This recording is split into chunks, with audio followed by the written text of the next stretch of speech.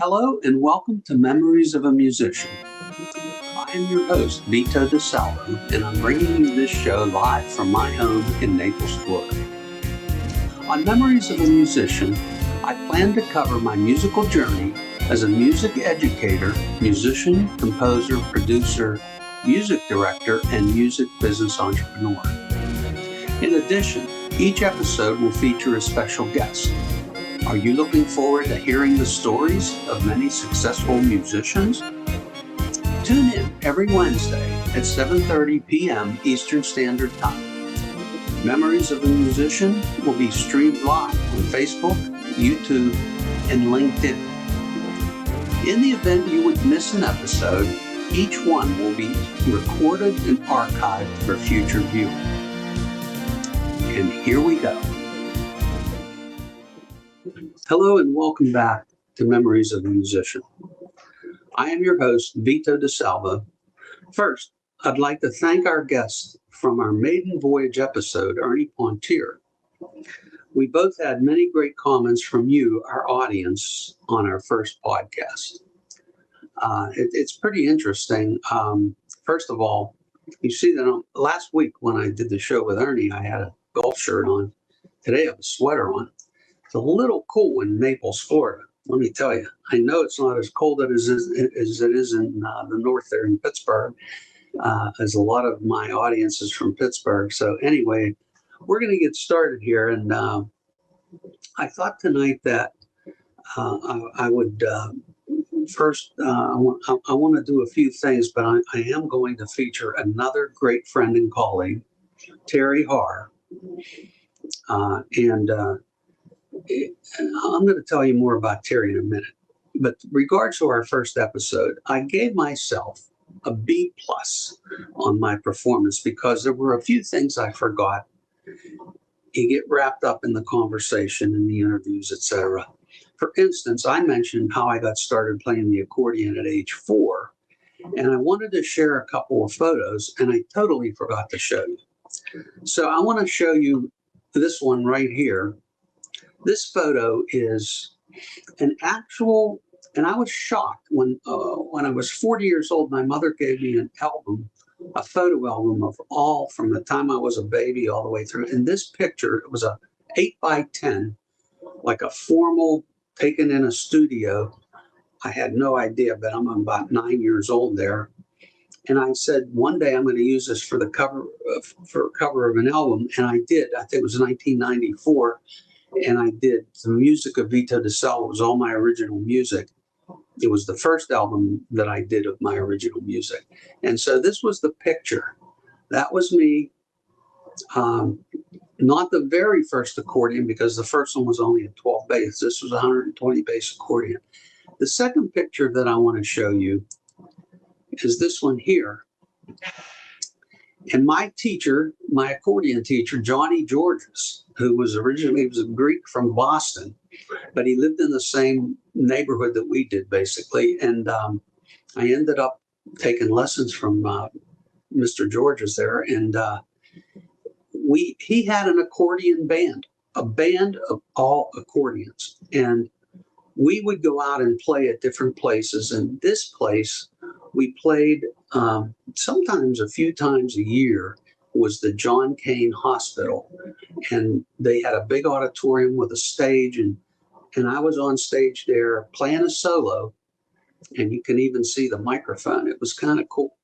So I wanted to share these two pictures with you because I forgot to do it last week. Now, I want to tell you a little bit. We're going to talk about the beginnings of We Three because Terry Harr, who's our guest tonight, he was in the early stages of We Three. And some of you that know We Three very well may not even have a clue who Terry Harr is, even though he played with the band for, I'm going to say, over 3 years. And then we worked together as the band in Miami as well. But anyhow, We Three started in 1965 with a tenor sax player, the late Vince Dimsa, a drummer, the late Dr. Gary Cannon, and myself on Portavox, which was at that time the latest and greatest electronic accordion. We were all the same age, and we were in the same grade at West Mifflin South High School when I started the group. Our first gig, so Gary Cannon, our drummer, his father, Ed Cannon, was also a drummer. But his regular job was he was the service manager for Cochran Pontiac in Braddock. This is when Cochran Pontiac was in Braddock, PA. And they were just Pontiac, not the 17 franchises they have today. So Gary father came to one of our practices, one of our rehearsals. This is and this is in like the fall of 1965. And he said, would you guys like to play for the grand opening of the 1966 Pontiacs? And I said, absolutely, that would be phenomenal. And I'm thinking to myself, wow, we're going to be in the showroom with all these, the GTO and all these great looking Pontiac cars. So we get to Cochran Pontiac, and I asked, where do we set up? And they said, you guys are in the garage. I'm like, oh, my first gig and the dream was blown. So, but you know what? It was fun. Here you go. 66 GTO. I was into cars back then. I was so excited, but even though we were in the garage, we had several brand new cars there, and people were coming through and going through. This is We Three as it started. And actually, the name of the band was not We Three. Initially, it was called The Standards. Because what did we play? We played the standard repertoire, the standard songs that every group played for dance music. And there's Gary Cannon. Gary was a doctor in the emergency room in Jacksonville, and he contacted, during the COVID period, he contacted COVID, and it took his life. Vince was a civil engineer, and he left his house to go to work. And this is only a couple, maybe, I don't know, 4 years ago, maybe 5, I don't know. He was going to get in his car to go to work, and he had an instant brain aneurysm, and it took his life within seconds.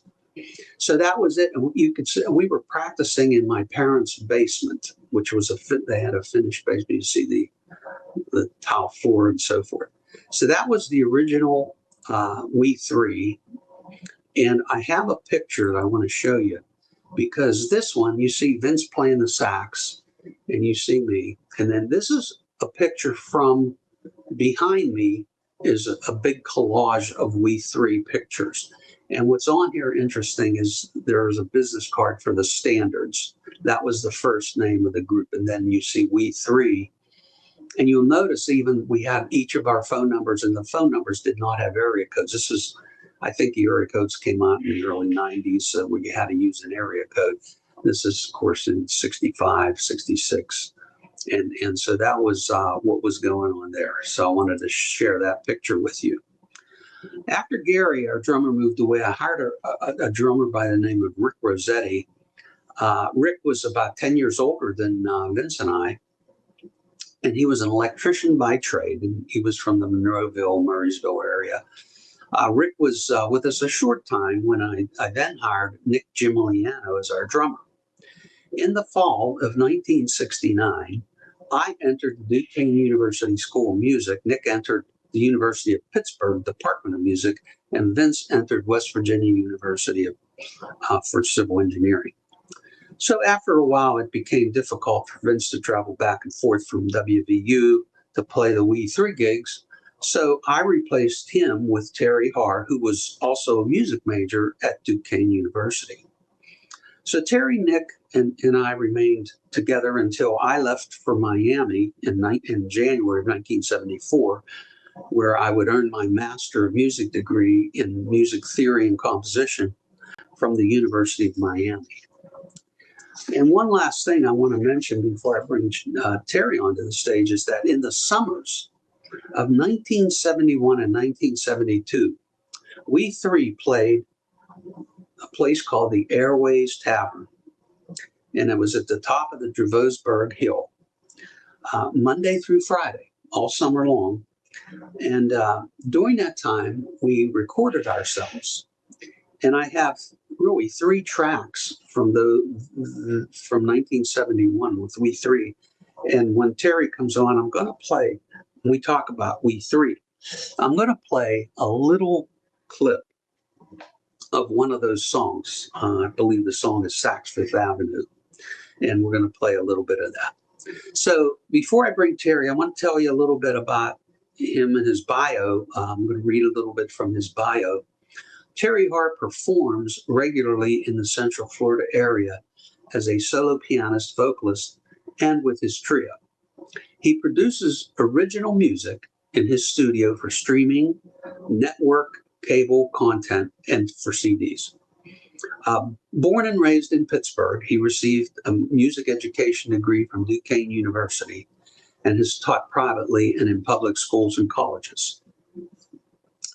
Terry worked in the print music industry for 35 years as a transcriber, arranger, editor, compiling over 2,500 publications in the popular music and educational genres.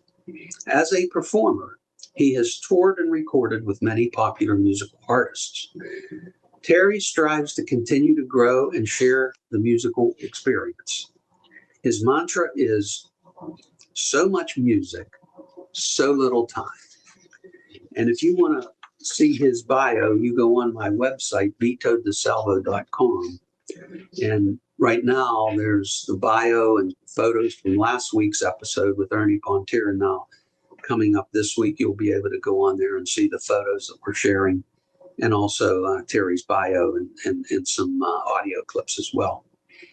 So without any further ado, I'd like to bring Terry onto the stage in 1 second here.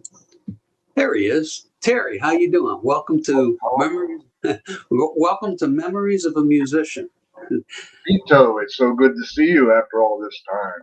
I know. It has been a while, right? Oh man, it's my pleasure to be here tonight, and I wanted to thank you for considering me to be on this show. And good luck with your show. Last week was great. I watched it with Ernie. Thank you. I'm honored to be here with you. Well, we appreciate you being here, and it's an honor to have you on the show, Terry. I mean, we've been friends even though you didn't play with We Three for a long time, we've been friends forever, right? And we worked on many projects together as well, right?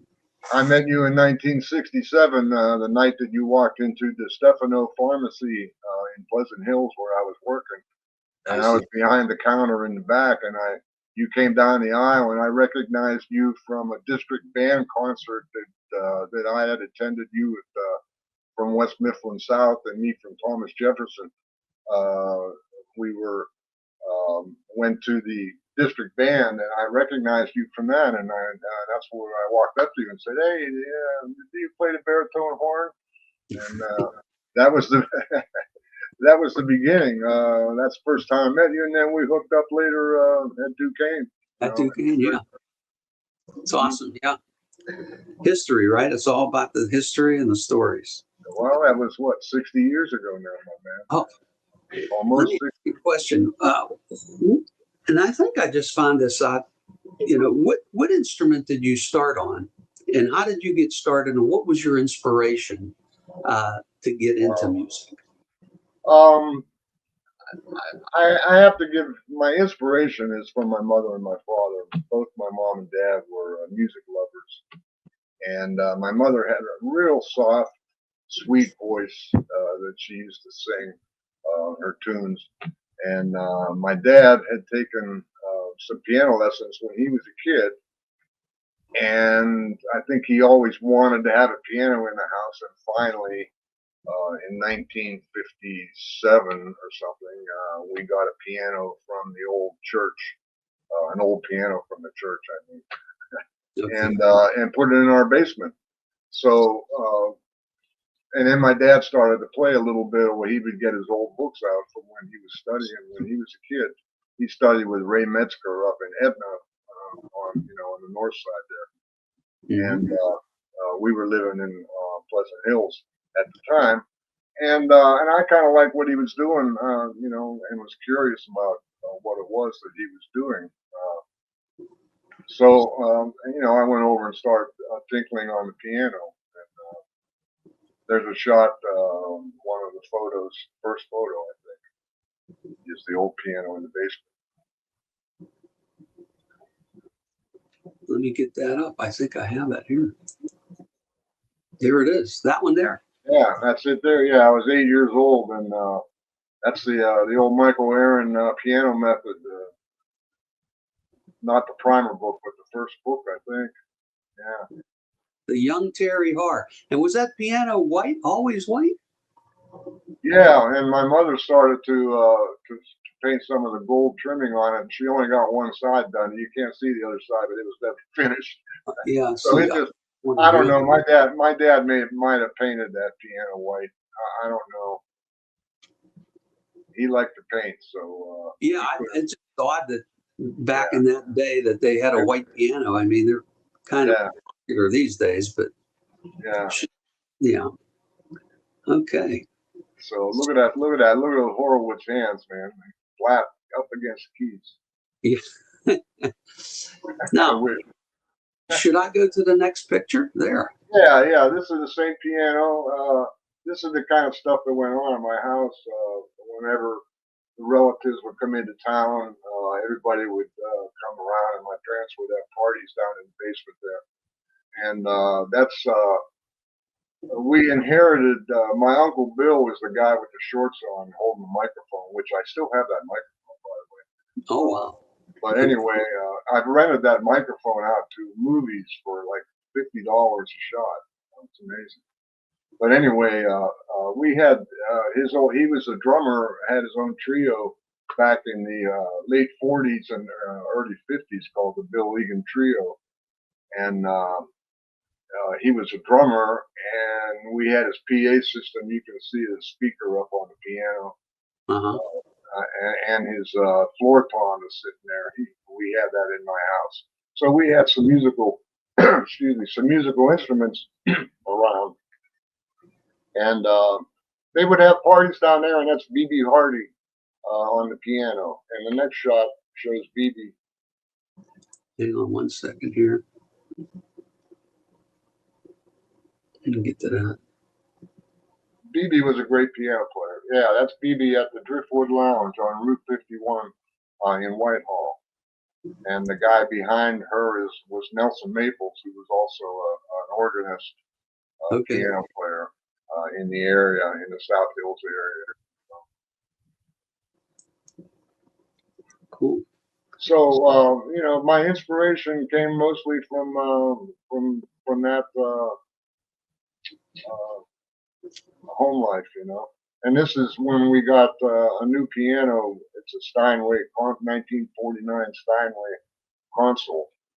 They called it Art Deco, and that's me when I was about 12.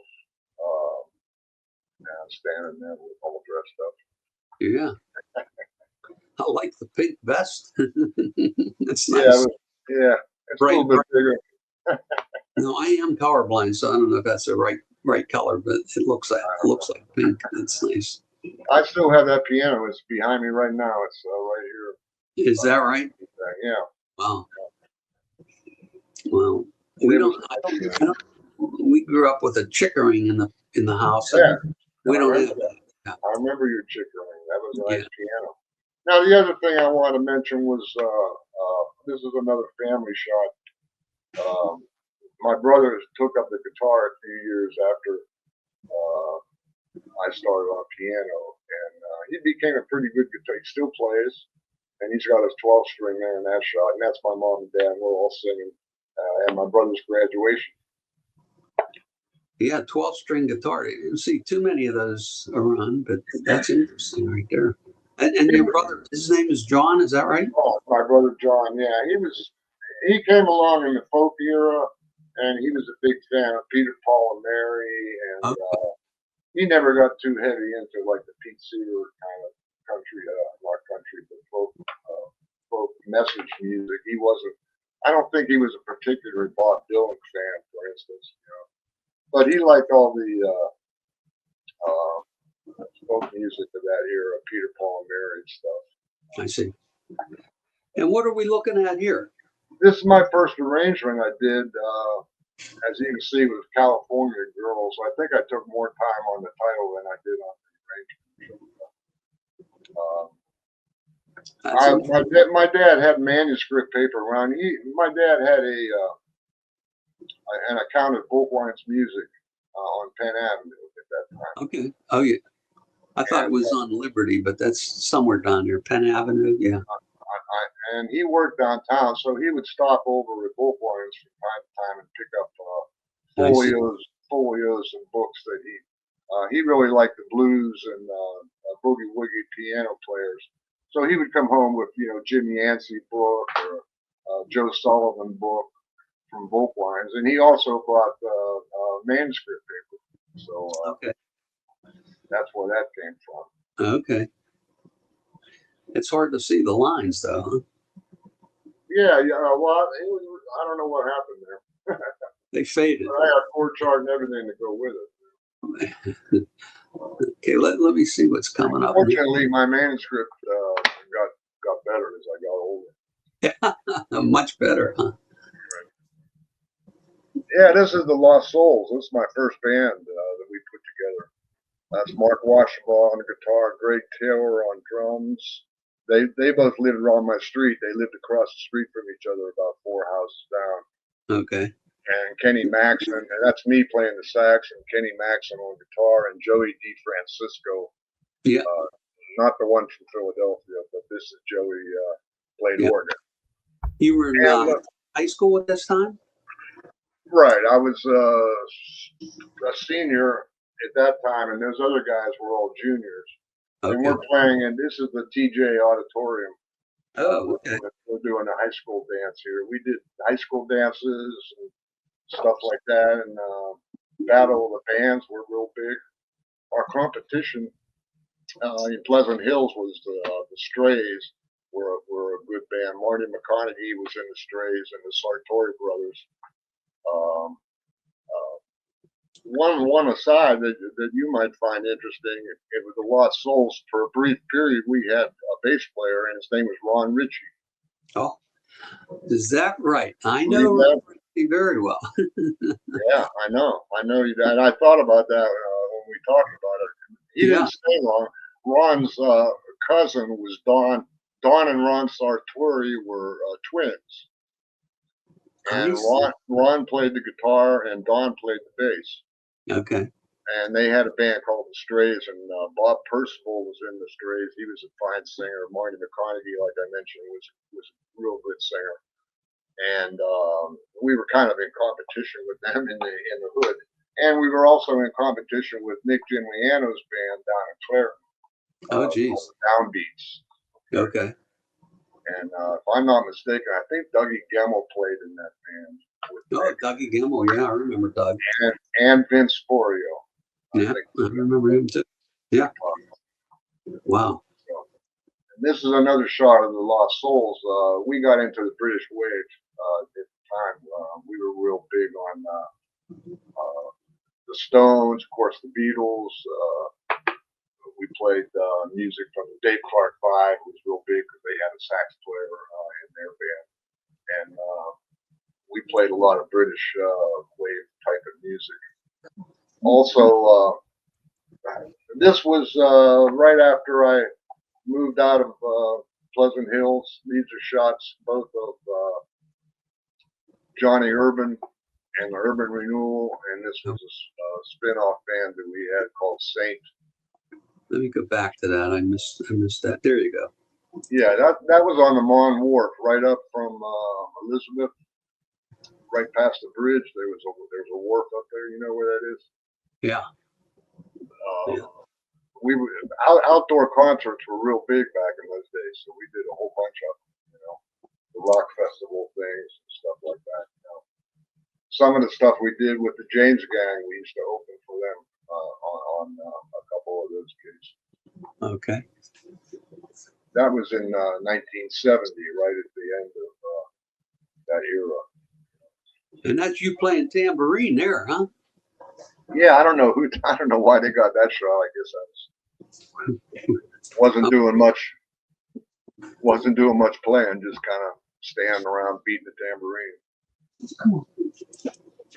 Okay. And there we are. There you go. We three, huh? That's Nick Gimliano in the back, and I'm driving the cart, and you're there. Yeah, man. It's South Park. Who would have guessed that your house would have ended up a half a mile? I know, that is interesting.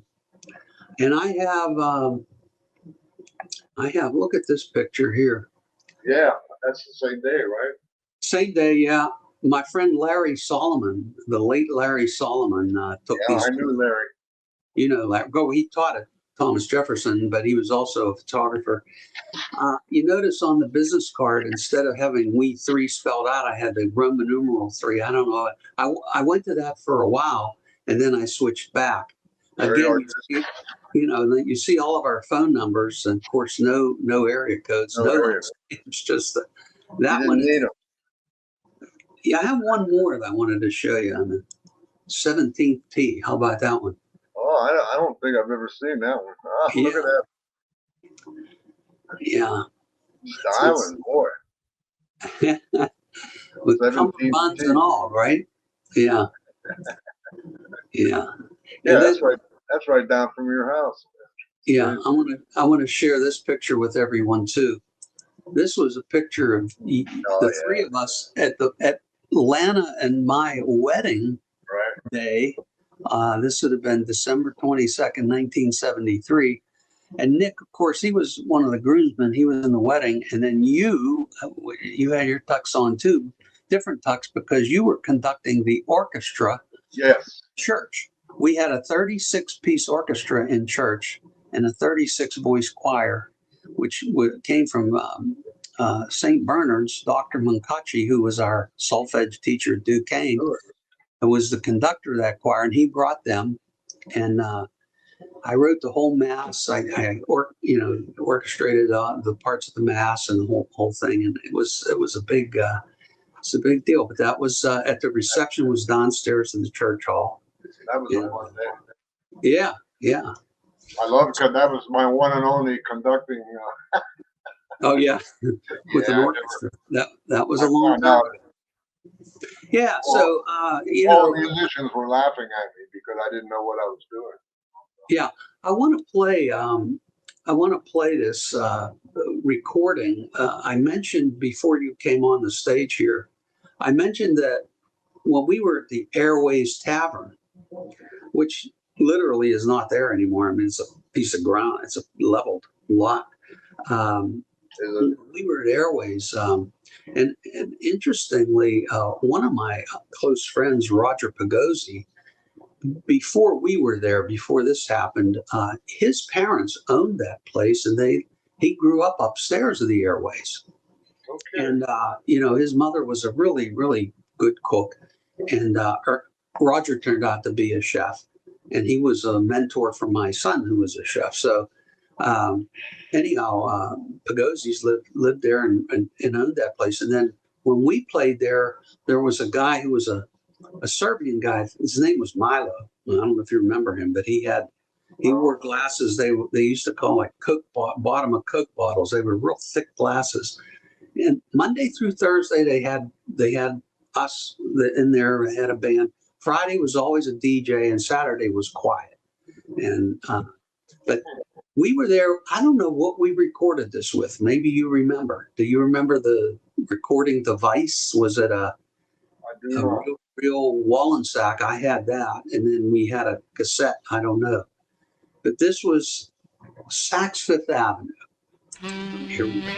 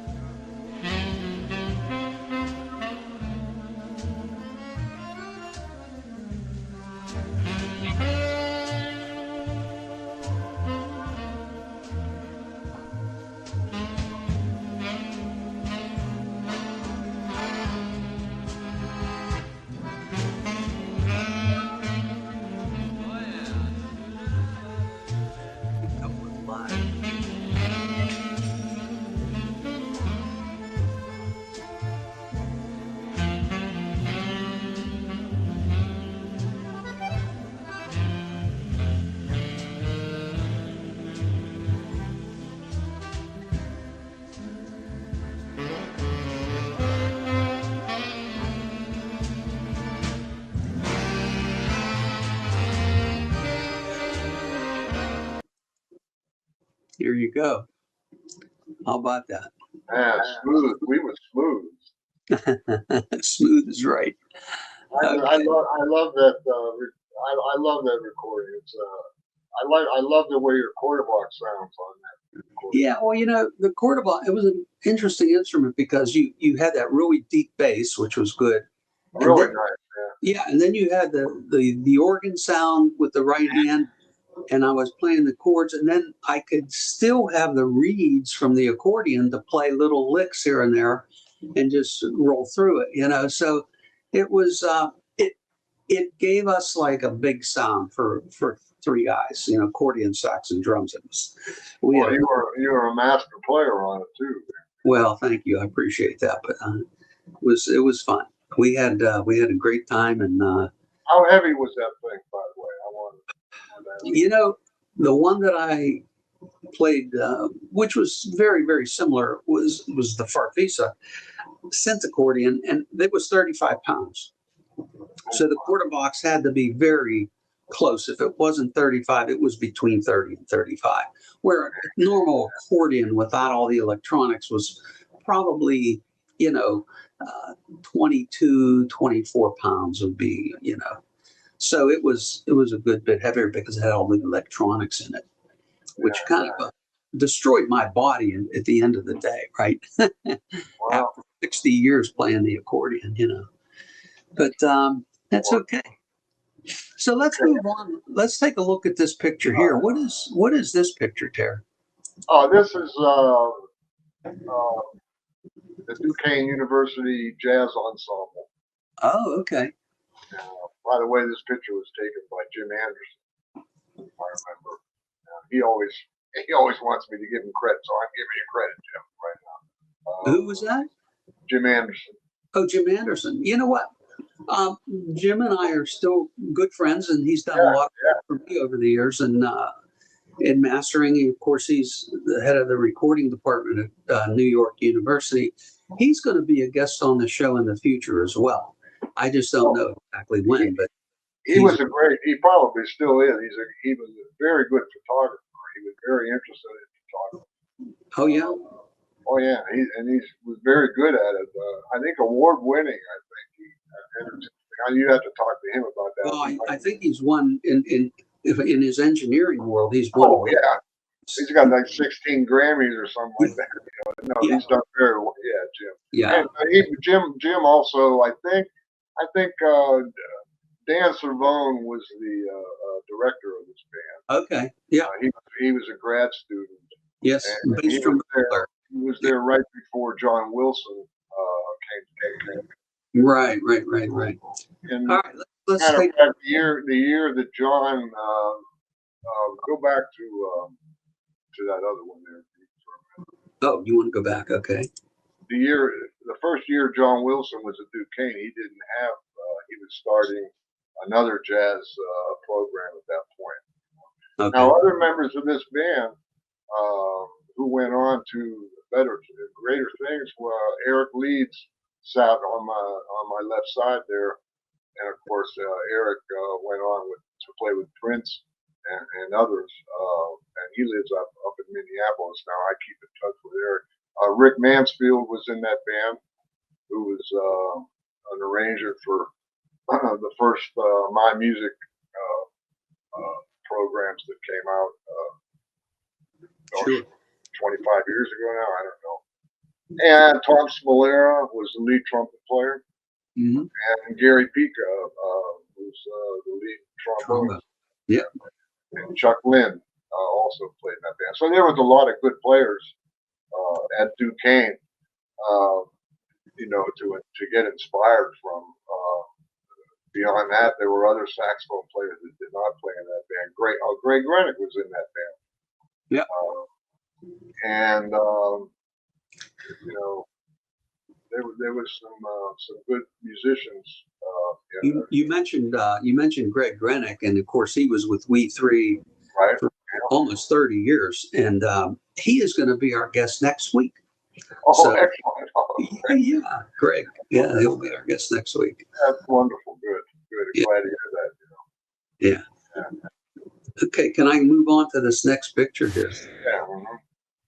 Um, boy, That was Sunship. That was the band that we started at the right place after you left to go to Miami. okay. And that's a Jim Anderson photo also. But And I think, Kenny was the Vince Forio was the very first bass player we had, and then he left and we got Kenny. But that was the band that we played and the recording that we had.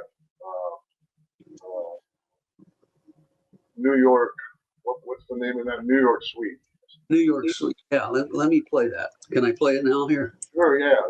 This was our first gig out of town at the Golden Lounge in Vandergrift.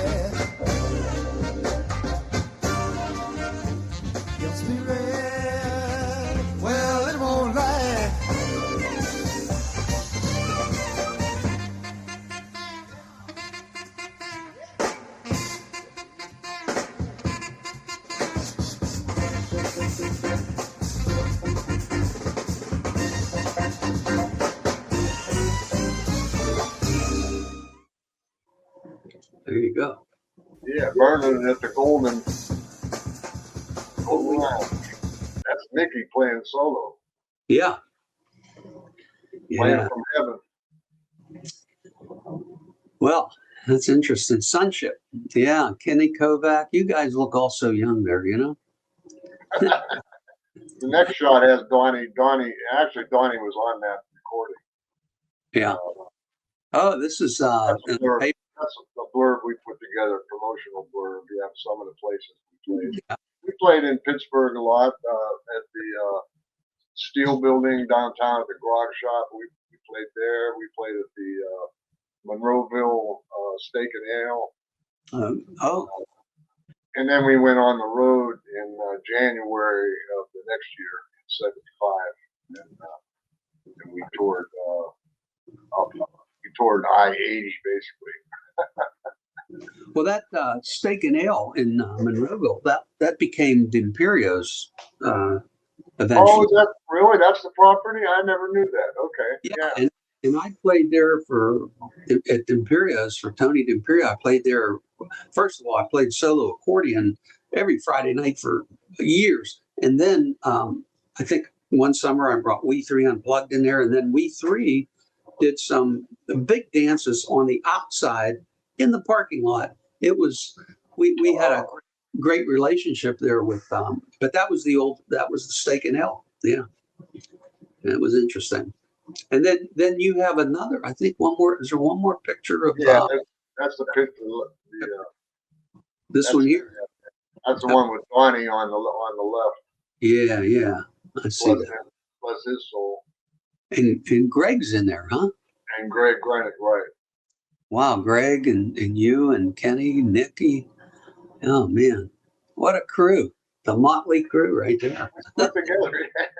We were together all the way up until I think February of '76 was our last gig up on Mount Pocono. We were playing up there. And then you guys came to Florida. Well, I remember you and Greg came knocking on my door in my townhouse in South Miami, and I was shocked to see the two of you.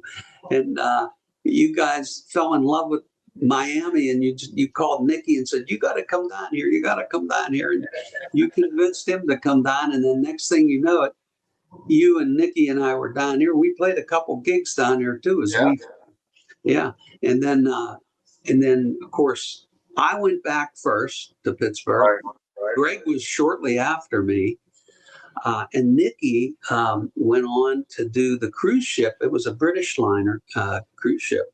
And that's where he met his wife, Karen, because she was from England. Right. And she was a dealer in the casino. So Nicky was on the cruise ships for about 10 years. Then he moved back to Pittsburgh. And Right. you were the only one that stayed in Florida. Yeah.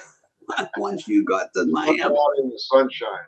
You never left. You left South Florida and went up to Eustis, which is Right. what, 30 miles north of Orlando, something like that. Northwest, yes, right outside of Orlando. Okay. Is that where Susie's from, your wife? Is she's from that area?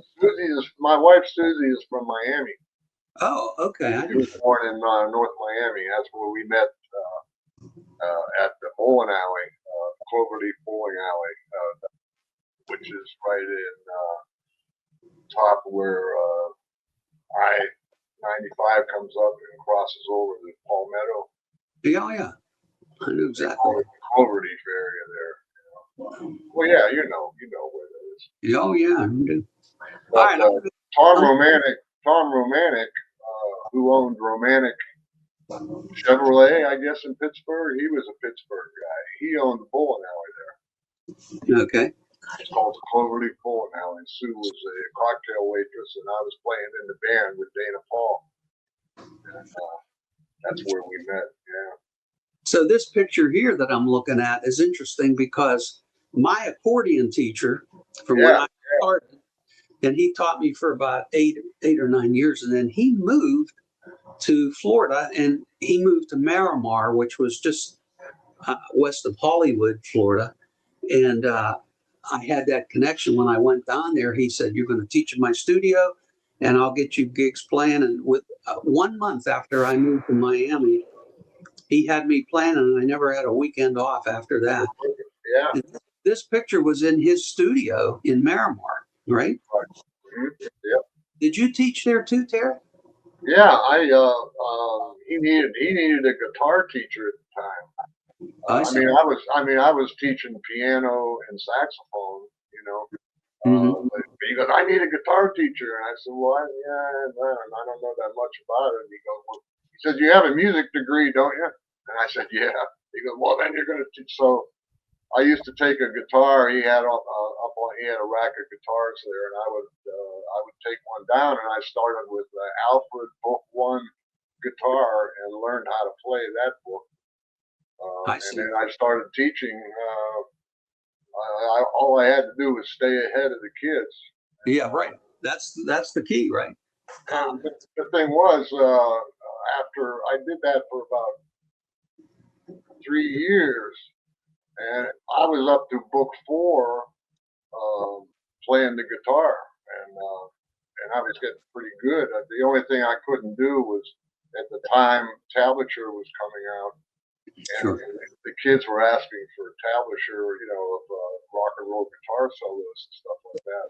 And I didn't know anything about that, and I wasn't about to head in that direction. So I stopped teaching guitar at that point. But anyway, he kept me pretty busy down there. I had maybe 30 students, for a long time. Yeah. It's about what I had too. Yeah. Before we go on, I want to interrupt you 1 second. People are allowed to write in and make comments, and I just want to go through this. There's a whole list. I don't see anything. No, you won't see these. Matt Litterini, who's a French horn player and a good friend in Pittsburgh, just said, "Hi, Vito."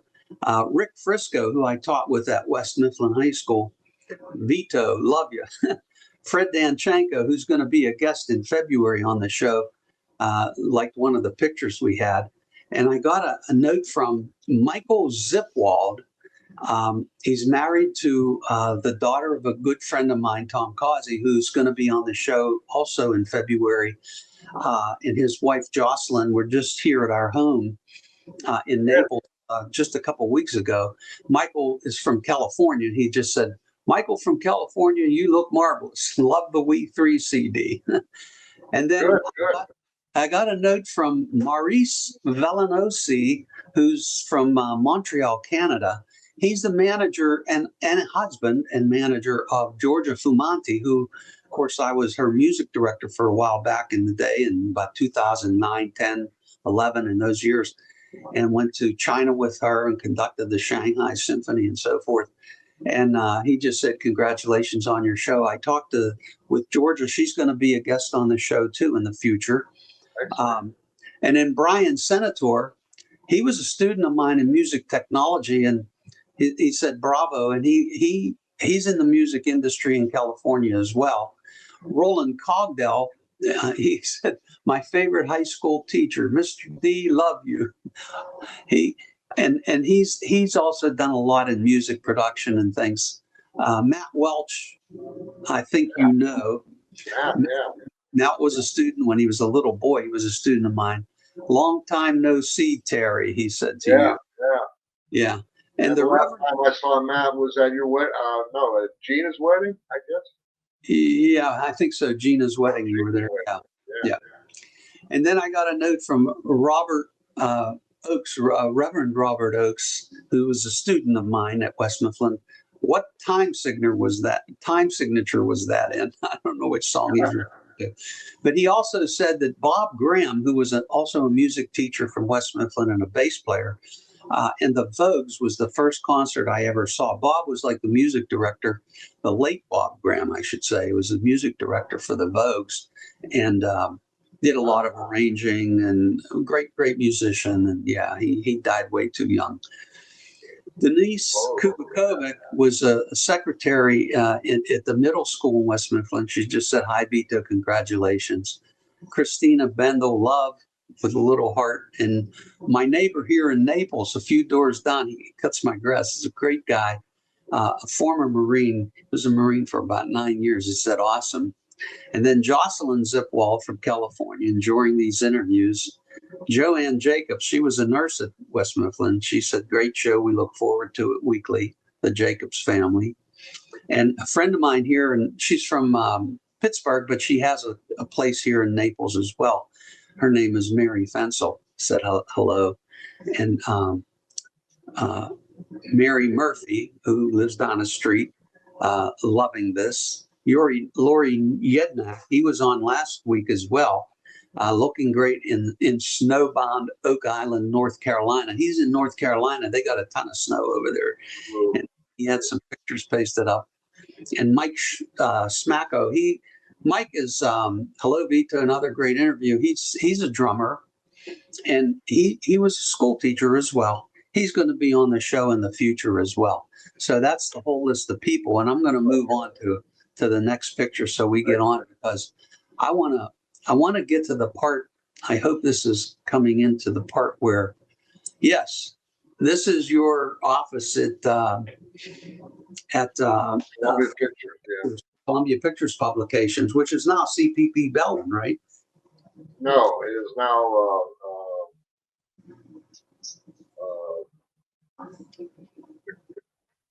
California group. I just mentioned it before. I can't think of their name right now, actually. Oh, okay. So they took another turn. It was CPP. Yeah, well, the music print industry was all about that. It changed hands quite a bit, actually. At this time, there were 4 companies, big publishing companies. Columbia Pictures, Hal Leonard, Cherry Lane, and I can't recall the 4th now, but slowly through the years it whittled down to 2 now. Oh, okay. Was the one Alfred? It was Alfred. Alfred ended up with the whole thing that I was working on. It went from Columbia Pictures to CPP, Bellman, and then it went to Warner Brothers Music, and then it went to Alfred. And then Hal Leonard Hal Leonard got Cherry Lane, so there's only two left now, really.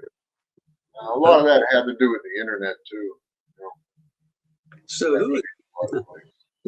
most people know who this guy is. That's an older picture as he's elderly, but Dave Brubeck. Yeah, this is Dave Brubeck. I had the pleasure to sit down. It's one of the highlights of what I did there at Columbia Pictures.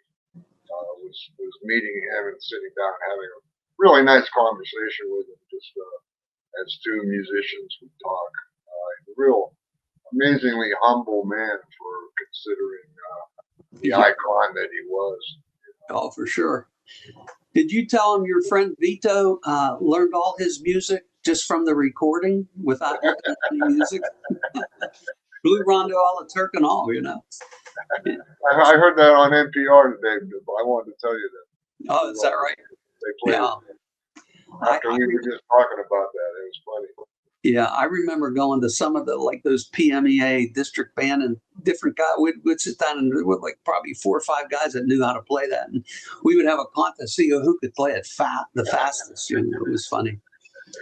So anyhow, Dave, what a great opportunity! I got to tell you, when I was on tour with Patrizio Buone, we were at the Napa Opera House, and it's interesting because we had a show there, and when I was there during the rehearsal and the sound check, the guy says, "Did you look at that Steinway piano inside and who signed it?" And I said, "No." And I looked inside the piano, and it was signed by Dave Brubeck. Wow! Yeah. I got his autograph for my dad too. So we published his books, and he was in my office. He was really more interested in what we were doing, as a company than talking about his own music. Wow. He had a couple of new arrangements that he was going to get, we were going to produce. But he was just a sweetheart of a guy, and I was so thrilled because my dad was a big fan of his, and I got him to sign a couple of his books for my dad, and so it was just a real bright spot amongst many that I had while I worked there. Okay, we need to move on. I like. Yeah, the next shot. That's George Duke, who was one of my heroes back in the '70s, and I got a chance to meet and talk with him too. So that's just a shot of George. He's gone now. He's been gone for a while. Yeah. Before we did this picture, I had another shot here from another former student, Stephen Capuzzi. Hi, Mr. DeSalvo. Loving this show. Sorry I was late. My son, Philip, was in an accordion lesson. There you go. Sorry I was late. That's funny. Yeah. That's awesome. So anyhow, I want to see this picture is you with Captain Harry, right? Yeah. Did you get the one with, there's another shot, the one I sent you there. Yeah, I have it actually right here. There were 3 of you. This one. Yeah, these are my two real good friends of mine who I still see.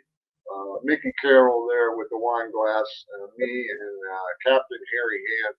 Both of these guys I've known for probably close to this.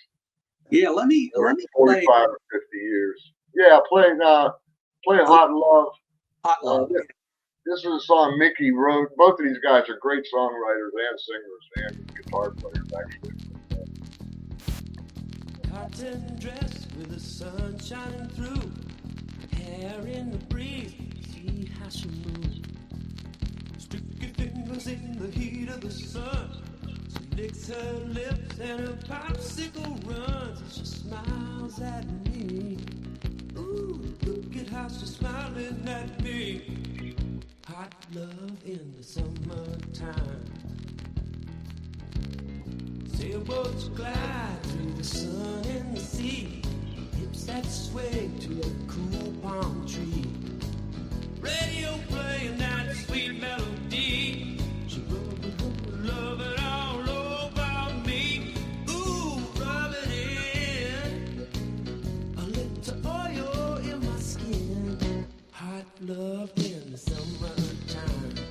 There it is. That's Harry and me on the beach. Hot love in the summertime. Hot love in the summertime. Hot love in the And you wrote a song for Captain Harry too, called Captain Harry, right? Oh yeah, I did. Can I play a little bit of that? Sure. Yeah. Yeah, I love it because I like the calypso music and island music. Sometimes you sing like Calypso man. Then he turn you into a puppet fan. It was actually a reggaeton beat long When he before rocks, he's reggaeton lots of fun. became popular. Then he chill you out like Jamaican rum. AKA Captain Harry. A-O-A. You see him all the time. AKA Harry. A-O-A. You know they stand in line. I like it. I like it. Yeah, Harry invented the Floridian movement, which was a combination of Florida, which included Jimmy Buffett, Oh, and then the Caribbean sound, all from all through the islands and stuff. mhm. I was with Harry for 14 years doing his gigs, and we went all through the islands and everything. He was Wow. he's Yeah, bet that was fun. it was great. Harry's great. Yeah. So Great. was Mickey too. Mickey wrote that Hot Love tune. Yeah. And I do shows with him. I help him with his stuff. And we had a band called Old Dogs for a while that he promoted. It was a lot of fun. There's a bunch of videos on YouTube Okay. with the Old Dogs thing. Good to know. Yeah. Let everybody know that. Now, what is this group here? This shot was from Star Search. We had auditioned for the show. Now, I don't know if anybody remembers Star Search, but it was sort of like the American Idol back in the day in the 80s. I sure remember it. Yeah, for sure.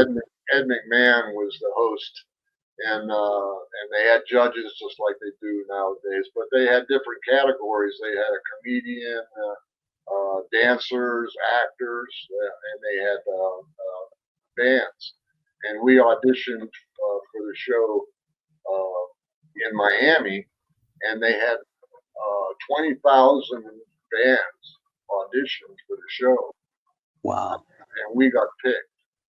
So the leader of this band is Chuck Candle Mesa, who's the guy in the white suit. Uh-huh. And we went out to Los Angeles and to the Aquarius Theater on Sunset Boulevard, I think. Yeah.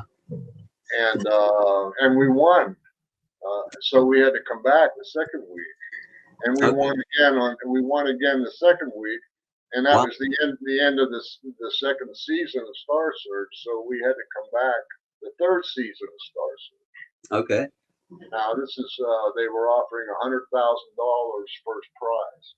Yeah. So all we had to do was win a third time, and we would have been in the finals for the $100,000. Wow. So the third show, we were all set to go, live soundstage, and the Star Search sign, which was way at the top, fell down in front of us. So it was sort of like a harbinger of that we didn't win. So We we ended up touring quite a bit That's from the fallout from awesome. from the show. Yeah. Before I show you this picture, we're almost out of time. It's 8:30, but I'm gonna Yeah, really. Wow. another little clip. And I got a note from another Capuzzi, Daniel Capuzzi. I had both of these guys were students. Hey, Vito, Danny Capuzzi here. Think he still lives in Detroit. Hi from Stephanie and me, enjoying the show. So it's nice to hear from everybody. This Yeah. that I'm looking at, this is your studio in Eustis. It's a separate building from your house. Is that right? Yes, it is. Right. Yeah, this is it.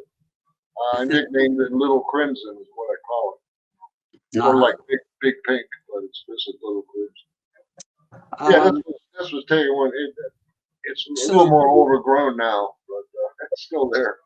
If I play I'm Traveling, is that one that you recorded in that studio, right? Yeah. Let me play a little bit of that.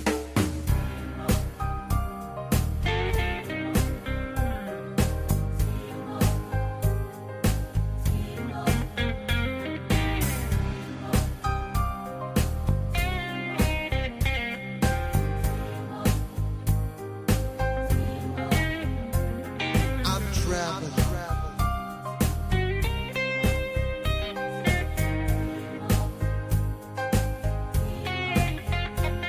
I'm traveling.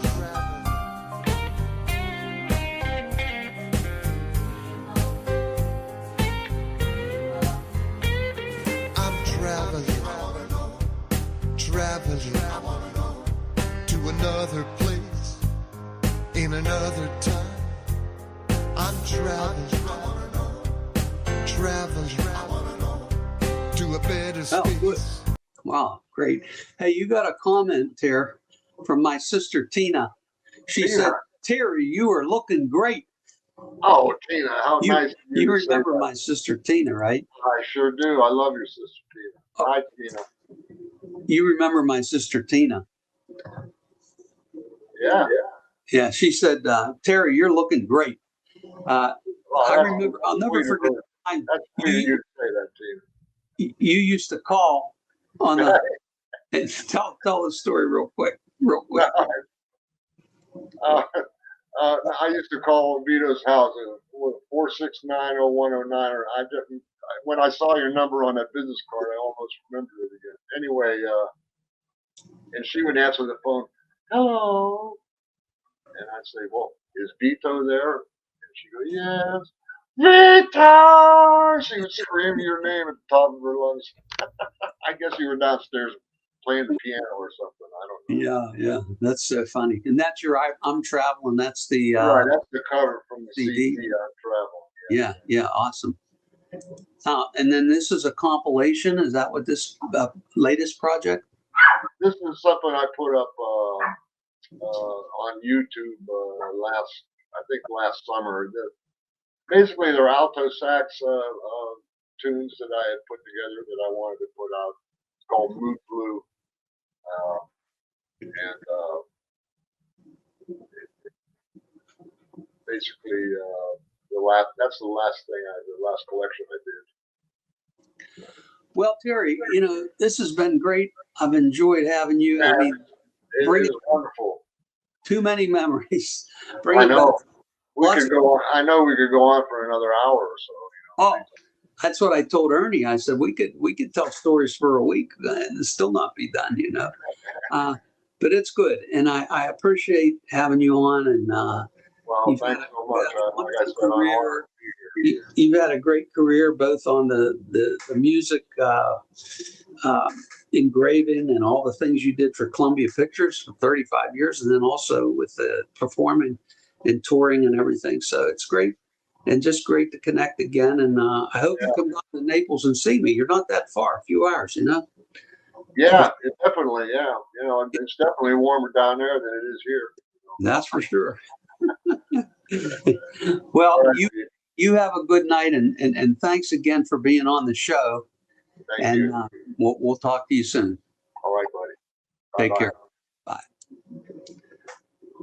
So I want to just let you know that next week is going to be Greg Grenick is going to be on the show. And Greg was, of course, the sax player with We Three for almost 30 years. And actually, when I went on the road with some international artists and as their music director and started touring, Greg took over We Three, and it was the leader of the band at the last few years that it existed. Thank you for joining us this evening for Memories of a Musician. I hope you enjoyed tonight's show, and please share my show information with your family and friends. Be sure to tune in next Wednesday at 7:30 p.m. Eastern Standard Time on Facebook, YouTube, or LinkedIn for another episode of Memories of a Musician.